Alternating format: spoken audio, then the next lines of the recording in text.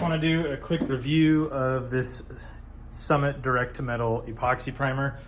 So far so good. This stuff is very durable, really easy to spray so far.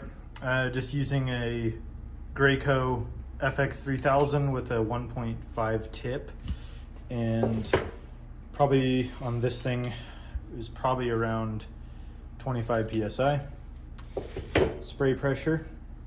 And yeah, just mixed it 1-to-1 just like it's said to do, and immediately I found out that this requires quite a bit of sanding if you're not going to seal on top of it with like a 2K urethane. And I'm going to show you kind of how I overcame that with wet sanding. So I tried dry, and just like everyone mentions, if you try to dry, it will just wad up and kind of ball up on the sandpaper. But if you wet sand it, that kind of all goes away, as I'll show you here in just a second.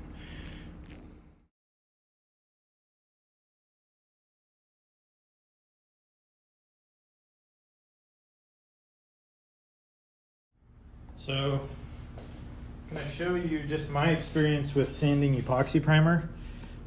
If you sand it dry, you get this like plasticky buildup. It's just looks like epoxy building up on the paper. Let's see if I have a better one right here. So it'll ball up and just kind of wad up on the ends, but you can get rid of that by two different things. One is immediately after spraying this, to seal, you top coat it with like 2K urethane primer.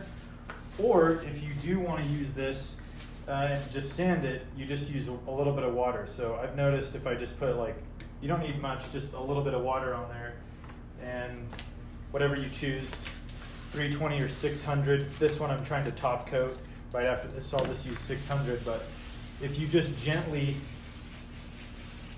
work an area like this, you'll start to see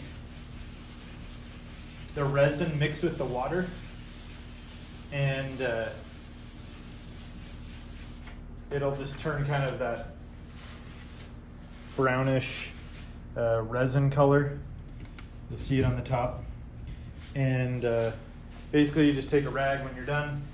We don't make a huge mess like this, and there's all your primer right there. So in some ways, like in here, it's actually like a little bit easier than if I was dry sanding as far as like a mess.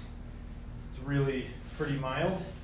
So I just took some wet or dry 600. I mean, you could do it with whatever grit you're looking to get your finish on, but I'm trying to top coat this with base that's metallic, so we're going that. And yeah, just a little home setup right here, and it works just fine. This stuff is tough as nails, like very beefy as a coating. Like if you want something to cover and basically be a very heavy duty coating that doesn't come off, I think this is the way to go, just based on what I've experienced so far. It is very tough, very durable, and it's hard to sand through even wet. So anyway, hopefully that helps somebody. I found this somewhere else, but I just wanted to share my experience. This is the Summit Racing primer that I'm shooting for. This is like the first time ever, so